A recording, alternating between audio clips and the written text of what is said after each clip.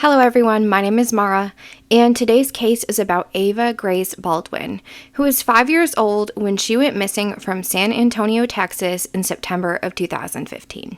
And just a quick reminder before I get started, that I always try to get the most accurate information and do the best research I can for every single case that I cover. But with that being said, let's go ahead and get into today's case.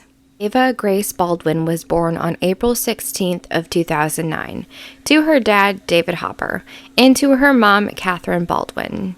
David had met Kathryn, who went by Katie, at a recovery group called Celebrate Recovery. He said that Katie told him this great story of her recovery and of her life. He later did find out that none of this story was true. But Katie and David ended up falling for each other, and they got married. But this only lasted for 34 days before they decided to get divorced. Then during their divorce proceedings is when David actually found out that Katie was pregnant. At that time, she told him that the baby was not his. But later on, they did do a DNA test, and it was proven that this baby was David's.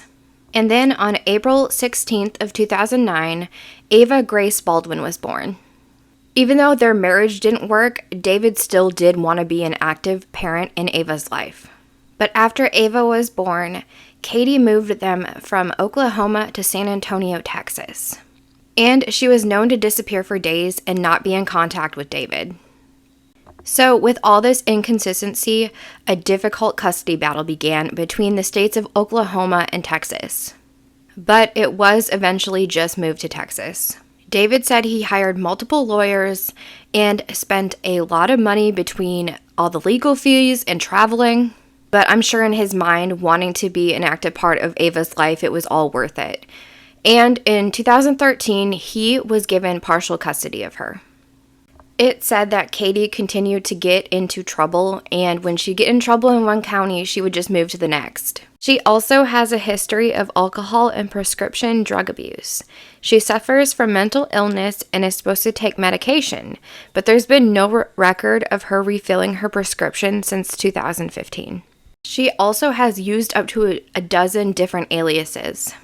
Alias is a false name used to conceal one's identity. So by 2015, David decides to ask for full custody of Ava. At this point, he gets a phone call from Ava's school, and it's the principal asking if he has any idea where Ava is, because she has not been to school in 21 days.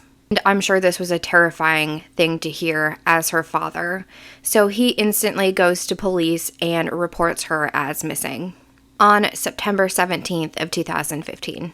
So the police then go and look at Ava's school forms to see what address Katie had put down as their home address. And when they go to this address, they find out it's just an empty lot. So they have no idea where Katie or Ava are. After 7 months of no clues of where they could be, Katie's Ford Escape was found abandoned in a park in April of 2016. It said in the past that Katie has used shelters, churches, and will often say that she is being stalked. It said that Katie's family has not been very involved in trying to help find Ava. They also have said that they believe that Ava and Katie are not alive anymore.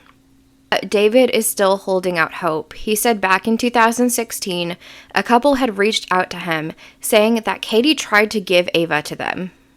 Today, Ava would be 14 years old, and David really believes that Ava has no idea that she's even a missing person.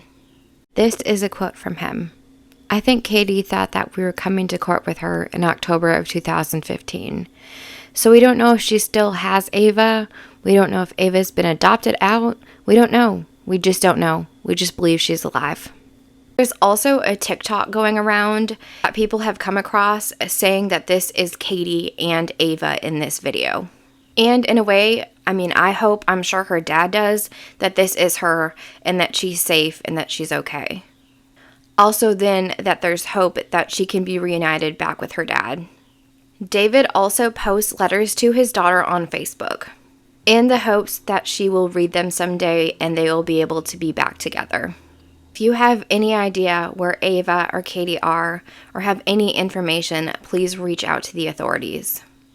I get at the end of the day, these cases can be super hard when it's a non-custodial parent, but I think about how it's not fair to take that child away from the other parent that's willing to be a part of their life. I guess all I hope is whatever happens with all this, that Ava ends up happy and safe. But thank you so much for watching today's video. I hope you'll comment, subscribe, and I will see you all next time. Bye.